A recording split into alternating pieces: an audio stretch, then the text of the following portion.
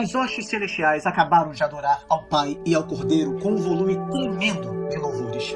Mas quando o Cordeiro abre o sétimo selo, o céu fica em silêncio por cerca de 30 minutos. Alguns estudiosos dizem que este silêncio é o conteúdo do sétimo selo, significando o início do descanso eterno dos santos. Isto, no entanto, é improvável, porque destoa totalmente do caráter dos outros 6 selos. Outros deram a sugestão de que houve silêncio para que as orações dos santos pudessem ser ouvidas. Outros dizem que o silêncio representa uma atitude de suspense e tremor por parte dos exércitos celestiais, vendo os julgamentos de Deus que desabarão sobre o mundo, e o juízo divino atuará intensamente sobre todos os inimigos que ainda se opõem à ação soberana de Deus. Alguns textos relatam atos de grande reverência em momentos solenes, e principalmente diante da presença de Deus. O Senhor, porém, está no seu santo templo. Cale-se diante dele toda a terra. Cale-se toda a carne diante do Senhor, porque ele se levantou da sua santa morada. É evidente que há alusão aqui à meditação silenciosa do povo enquanto o sacerdote entrava no santo lugar a fim de queimar o incenso. Aquele era um momento solene, pois o povo não sabia se o sacerdote seria aceito, se poderia retornar com vida, porquanto chegava à presença mesma de Deus. O pensamento judaico é muito interessante para a compreensão deste silêncio, pois no judaísmo há um indício de um silêncio pré-cósmico, bastante conhecido. No livro apócrifo de 2 Esdras, lê-se: Senhor, tu falaste no começo da tua criação. No primeiro dia, façam-se o céu e a terra. Foi tua palavra que consumou esta obra. E naquele tempo havia um espírito que pairava, e em redor as trevas e o silêncio. Ainda não havia soado diante de ti o som da voz humana. Outra voz judaica declara: será que o mundo deverá cair novamente no silêncio que houve no começo? Ou, antes de se formar o mundo, havia trevas e silêncio. Deus falou nesse silêncio inicial. Então, em breve seguiu-se ao som de sua voz o som de muitas outras vozes e também da voz humana. E enquanto Deus fala, o mundo continua existindo. Tão logo, porém, Deus recolhe novamente a sua voz, apagam-se todas as vozes e espalha-se novamente o silêncio dos primórdios. O cosmos cai novamente no caos do qual a palavra de Deus o chamou à existência. O fato de que João agora vê instalar-se o silêncio lhe indica indiretamente a decadência da antiga criação. Portanto, o que era de se esperar com a abertura do 6º selo aconteceu de fato com a abertura do 7º selo. O desaparecimento do mundo atual pela vinda do Senhor como juiz. Entretanto, isto é dado a entender de maneira extremamente breve pela figuração do silêncio inicial, que volta a ser abordado com clareza no capítulo 18. Em seguida, anuncia-se um novo evento da palavra de Deus, que chama a existência uma nova terra e um novo céu. No livro apócrifo de 2 Esdras, também aparece igualmente uma medida de tempo para este silêncio inicial, a saber, 7 dias. Aqui, ele dura meia hora. Uma vez que não há paralelo deste detalhe em parte alguma, a interpretação permanece difícil. Talvez devamos partir da hora cheia como sendo a hora de Deus. Ela abrange juízo e nova criação. Neste caso, talvez se esteja aludindo aqui à primeira metade sombria. Ela é a meia hora do silêncio de Deus, na qual ele retira sua fala criadora e preservadora e na qual o mundo se decompõe. A hora se completa quando Deus volta a falar, criando um novo céu e uma nova terra. Desta forma, estamos neste versículo diante de um momento em que é necessário muito mais ouvir do que falar.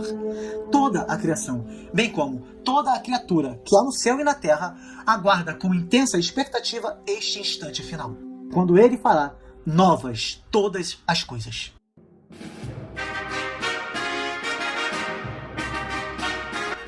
Os 4 anjos do capítulo 7 representavam a segurança da própria terra em que vivemos, pois recebiam ordem para reter o início da ira divina até a concretização da selagem protetora dos seus servos. Aqui, na ocasião própria para a aparição destes 4 anjos, vemos paradoxalmente outros 7 anjos em pé diante de Deus. Esta é uma característica da linguagem apocalíptica, muito mais surrealista que racional ou lógica. Entretanto, estes 7 anjos surgem no momento da aplicação da plenitude da justiça e do juízo de Deus, o que é bem coerente com a simbologia do número 7 no Apocalipse. Durante esse silêncio, os 7 anjos recebem trombetas, instrumentos significativos para João, que era judeu, e entendia o papel das trombetas na vida de Israel como nação. De acordo com o número 10, as trombetas eram usadas de 3 formas importantes: para reunir o povo, avisar sobre guerras e anunciar ocasiões especiais.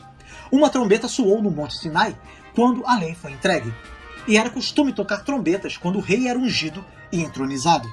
Por certo, todos que conheciam o Antigo Testamento se lembrariam das trombetas na conquista de Jericó. Para João, a voz do Senhor Jesus Cristo soa como uma trombeta. Uma voz como de uma trombeta convocou João ao céu. E a segunda vinda de Cristo será anunciada pelo toque da trombeta de Deus.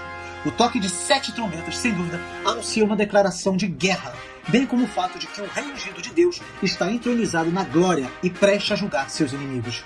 Assim como as trombetas declararam a derrota de Jericó, também trarão, por fim, a derrota da Babilônia.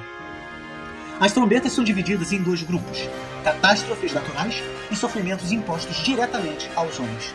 As 4 primeiras trombetas falam de catástrofes naturais que atingem a terra, o mar, os rios e os corpos celestes. As 3 últimas trombetas, conhecidas como os 3 últimos ais, falam de sofrimentos impostos diretamente aos homens que não foram selados pelo anjo de Deus. Em Mateus, encontramos uma divisão semelhante. As 4 primeiras trombetas se distribuem sobre a terra, mar, rios e astros. Deus derruba o edifício cósmico que ele próprio levantara. Seu habitante, o ser humano, até agora tão familiarizado com a sua moradia, nela instalado de maneira tão segura, vê agora o colapso do seu habitat. Sua casa está sendo demolida de fora para dentro, o telhado descoberto de cima para baixo e o chão abalado de baixo para cima. Essa irrupção do caos anuncia a ira de Deus. As trombetas falam dos juízos divinos que precedem a volta de Cristo.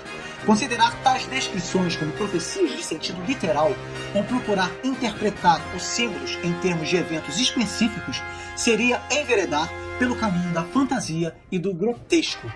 Essas trombetas indicam uma série de calamidades que ocorrem muitas vezes durante toda esta dispensação. As trombetas também têm o propósito de advertir os homens e chamá-los ao arrependimento.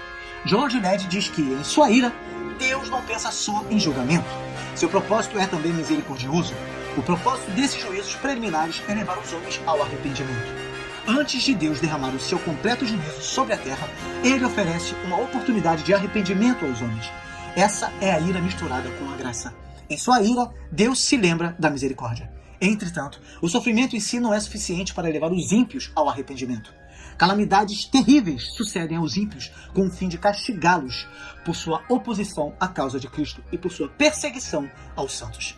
Mas, por meio desses juízos, Deus está continuamente chamando os ímpios ao arrependimento. A função das trombetas é admoestar. As trombetas são semelhantes às pragas enviadas ao Egito.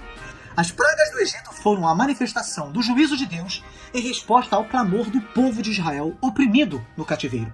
Assim também, as trombetas anunciam os juízos de Deus sobre os habitantes da terra em resposta às orações dos santos. A primeira trombeta relaciona-se à 7ª praga. A segunda trombeta relaciona-se à primeira praga. A terceira trombeta às águas amargas. A 4ª trombeta relaciona-se à 9ª praga. Portanto, as trombetas mostram que os juízos de Deus são universais. Não há em nenhum lugar um refúgio para os maus. As 4 primeiras trombetas fazem dano aos maus em seu ser físico. As últimas 3 causam angústia espiritual. O próprio inferno é aberto.